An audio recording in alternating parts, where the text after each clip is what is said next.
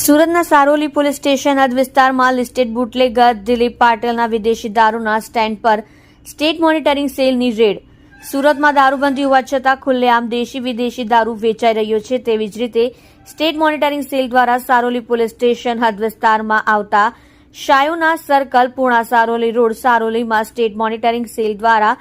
Red કરી દારૂબંધીની pole ખોલી સારોલી પોલીસને ઊંઘતી ઝડપી પાડી હતી અને સારોલીમાં દેશ વિદેશી દારૂનું ધૂમ વેચાણ થઈ રહ્યું છે તેવી ખરાઈ સામે લાવી હતી. સ્ટેટ મોનિટરિંગ સેલના જાબાઝ પોલીસ ઇન્સ્પેક્ટર આર.એસ. પટેલની આગેવાનીમાં સ્ટેટ મોનિટરિંગ સેલ દ્વારા સારોલી વિસ્તારમાં રેડ કરી 438 વિદેશી દારૂની બોટલ સાથે 71,000 રૂપિયા રોકડ સાથે 6 બાઇક વાહન જેની કિંમત 2,40,000 સાથે 10 મોબાઈલ ફોન કિંમત 1,20,000 સાથે અન્ય સામાન ફ્રીઝ કોલ્ડ ડ્રિંક પાણીની બોટલો પંખો જેની કિંમત 20,000 સાથે મોટા પાયે 5,12,060 રૂપિયાનો મુદ્દામાલ કબજે કર્યો હતો. જેમાં સ્ટેટ મોનિટરિંગ સેલ દ્વારા રેડ કરતા ઘટના સ્થળથી આરોપીઓ સુનિલ ભટ્ટુ,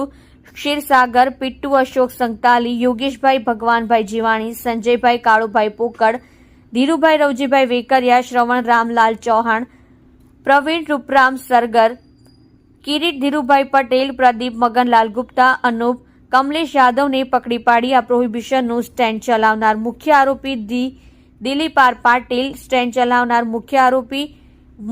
રાહુલ ઉર્ફે રવિ, મહેન્દ્ર ગરટે, રાજેન્દ્ર કૈલાશ પાટીલ, દારૂ અપી જનાર આરોપી રવિકુમાર ગોપાલ ચંદેલ, જીતુભાઈ ભાનુભાઈ જિંજાળાને વોન્ટેડ જાહેર કરી સ્ટેટ મોનિટરિંગ દ્વારા ક્વોલિટી કેસ રજીસ્ટર કરી તમામ પકડાયેલા આરોપીને સારોલી પોલીસ સ્ટેશનમાં સોંપી કાયદેસરની કાર્યવાહી કરી સપાટો બોલાવ્યો છે. તમે જોઈ રહ્યા છો કેપી ન્યૂઝ ચેનલ રફીક શેખની સાથે.